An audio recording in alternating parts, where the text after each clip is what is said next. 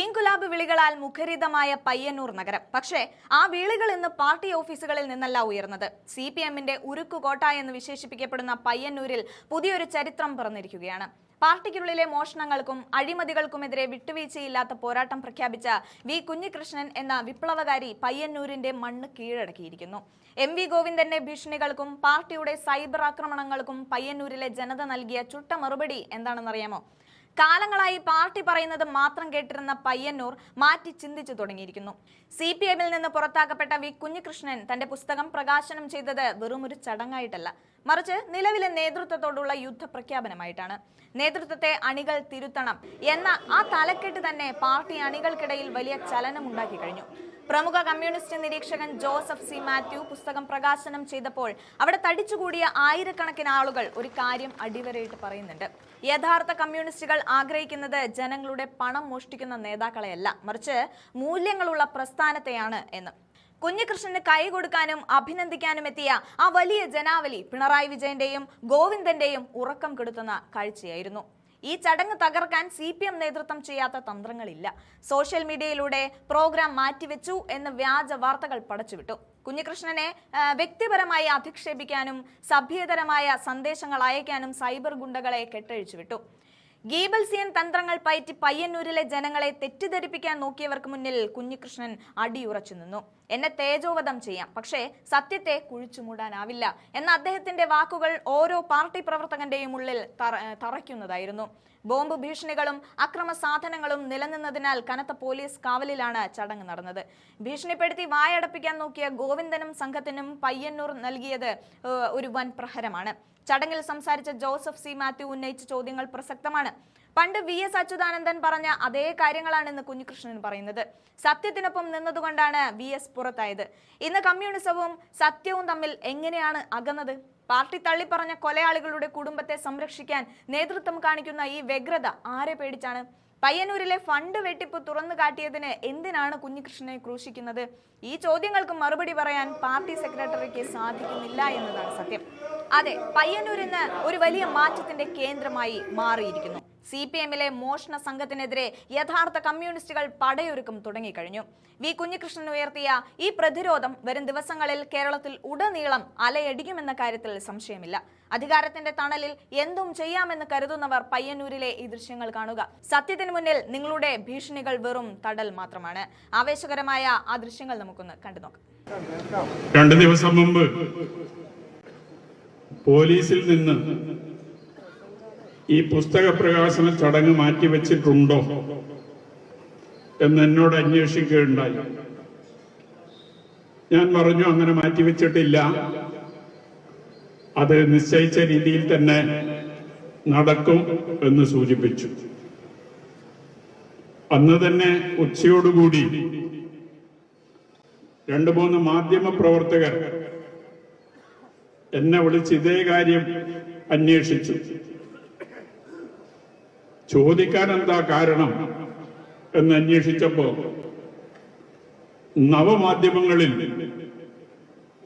ഇങ്ങനെ ഈ പുസ്തക പ്രകാശന ചടങ്ങ് മാറ്റിവെച്ചതായി പ്രചരിക്കുന്നുണ്ട്,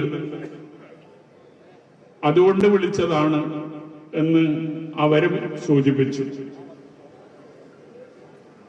വൈകുന്നേരമാകുമ്പോൾ സുഹൃത്തുക്കളിൽ പലരും വിളിയോട് വിളിയാണ്, ഇത് മാറ്റിവെച്ചിട്ടുണ്ടോ എന്ന അന്വേഷണമാണ്. അങ്ങനെ മാറ്റിവെക്കേണ്ടുന്ന ഒരു കാര്യവും ഉണ്ടായിരുന്നില്ല, മാറ്റിവെക്കാനൊട്ട് തീരുമാനിച്ചിട്ടുമില്ല. ഈ പ്രകാശന ചടങ്ങിലേക്ക് വരുന്ന ആളുകളെ നിരുത്സാഹപ്പെടുത്തുക, തടയുക എന്നതായിരുന്നു ഇതിന്റെ പിന്നിലുള്ള ഉദ്ദേശം എന്നാണ് മനസ്സിലാക്കുന്നത്. ഈ പ്രശ്നം ആരംഭിച്ച ഘട്ടം മുതൽ പയ്യന്നൂരിൽ ഒരു സംഘർഷ അന്തരീക്ഷം സൃഷ്ടിക്കുന്നതിന് വേണ്ടിയുള്ള ശ്രമങ്ങൾ നടന്നു വരുന്നത് നിങ്ങൾക്കെല്ലാം മനസ്സിലാക്കാൻ സാധിച്ച കാര്യം.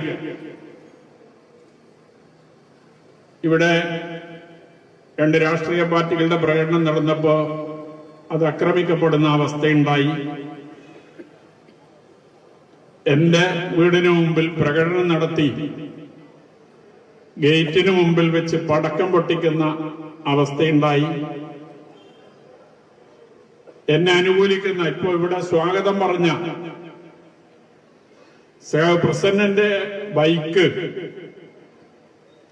ഒരു രാത്രിയിൽ തീ വെച്ച് നശിപ്പിക്കുന്ന ഒരവസ്ഥയുണ്ടായി. പൂർണ്ണമായും ആ ബൈക്ക് കത്തിച്ചു കളഞ്ഞിരിക്കുകയാണ്. അത് ഉപയോഗിക്കാൻ പറ്റാത്ത നിലയിലാണ്.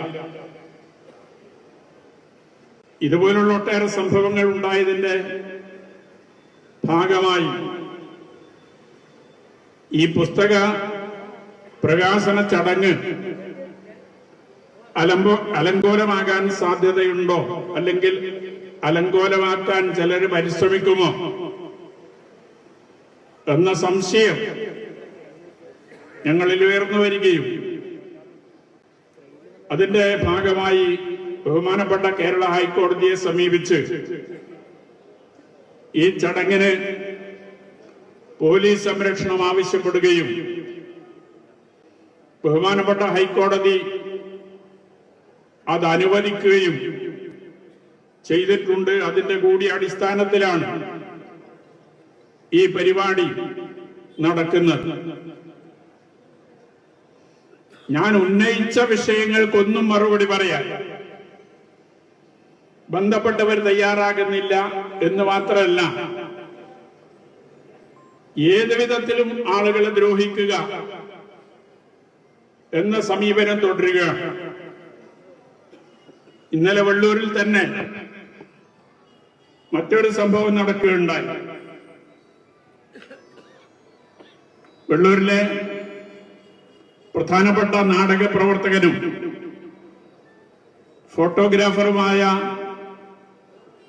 സർഗം ദാമുവിന്റെ കുറെ ഫോട്ടോകൾ ഉൾപ്പെടുത്തിക്കൊണ്ട് കൊട്ടണശ്ശേരി ഉത്സവ സ്ഥലത്ത് ഡിവൈഎഫ്ഐയുടെ വെള്ളൂർ നോർത്ത് മേഖലാ കമ്മിറ്റി ഒരു ഫോട്ടോ പ്രദർശനം സംഘടിപ്പിച്ചിരുന്നു. ഇന്നലെ പകൽ കോറത്തുള്ള ഒരു നോവലിസ്റ്റാണ് അതിന്റെ ഉദ്ഘാടനം നിർവഹിച്ചത്. രാത്രി ഒരു 10-11 മണിയാകുമ്പോ ഉത്തരവാദപ്പെട്ട ചില ആളുകൾ പോയി ഇത് നടത്താൻ പറ്റില്ല, ഈ ഫോട്ടോ പ്രദർശനം നടത്താൻ പറ്റില്ല എന്ന് വരുത്തി തീർക്കുന്നതിന് വേണ്ടിയുള്ള വലിയ തോതിലുള്ള പ്രചാരവേല നവമാധ്യമങ്ങളിലൂടെ നടത്തിക്കൊണ്ടിരിക്കുകയാണ്. ഈ സദസ്സിനു മുമ്പാകെ പറയാൻ പോലും പറ്റാത്ത വാക്കുകൾ ഉപയോഗിച്ചുകൊണ്ടുള്ള അശ്ലീല സന്ദേശങ്ങളടക്കം ഈ നവമാധ്യമങ്ങളിലൂടെ വന്നുകൊണ്ടിരിക്കുകയാണ്. വ്യക്തിപരമായി തേജോവധം ചെയ്യാൻ സാധിക്കത്തക്ക നിലയിലുള്ള തനി കള്ളത്തരങ്ങൾ, അസത്യം പ്രചരിപ്പിക്കുന്ന നിലയിലേക്കും കാര്യങ്ങൾ മാറിക്കൊണ്ടിരിക്കുകയാണ്. ഗീബൽസിന്റെ സിദ്ധാന്തം എന്ന് പറയുന്നത് ഫാസിസ്റ്റ് കാലത്ത് അവരുപയോഗപ്പെടുത്തിയതാണെങ്കിൽ ഫാസിസത്തിന്റെ പഴയ കാലത്തെ അന്ത്യത്തോടുകൂടി, പുതിയ കാലത്ത് പുതിയ രീതിയിൽ തിരിച്ചു വന്നുകൊണ്ടിരിക്കുകയാണ്, അന്ത്യത്തോടുകൂടി അത് അവസാനിച്ചു എന്ന് നമുക്ക് കരുതാനാകില്ല. പുതിയ കാലത്തെ പുതിയ രീതിയിൽ പുതിയ പലരും ആ സിദ്ധാന്തം നടപ്പാക്കുന്നതിന് വേണ്ടിയുള്ള പരിശ്രമങ്ങൾ നടത്തിക്കൊണ്ടിരിക്കുന്നുവെന്നതാണ് ഇതിലൂടെയെല്ലാം നമുക്ക് കാണാൻ സാധിക്കുന്നത്. അതുകൊണ്ട് അതിന്റെ വിശദാംശങ്ങളിലേക്കൊന്നും ഞാൻ പോകുന്നില്ല. ഈ ചടങ്ങിന് ശേഷം പറയാനുള്ള മറ്റു കാര്യങ്ങളെ സംബന്ധിച്ച് സൂചിപ്പിക്കാം എന്ന് നിങ്ങളെ അറിയിച്ചുകൊണ്ട് ഈ പുസ്തകം പ്രകാശനം ചെയ്യുന്നതിന് വേണ്ടി സഖാവ് ജോസഫ് സി മാത്യുവിനെയും പുസ്തകം ഏറ്റുവാങ്ങുന്നതിന് വേണ്ടി സഖാവ് വി എസ് അനിൽകുമാറിനെയും സ്നേഹപൂർവം ക്ഷണിക്കുകയാണ്.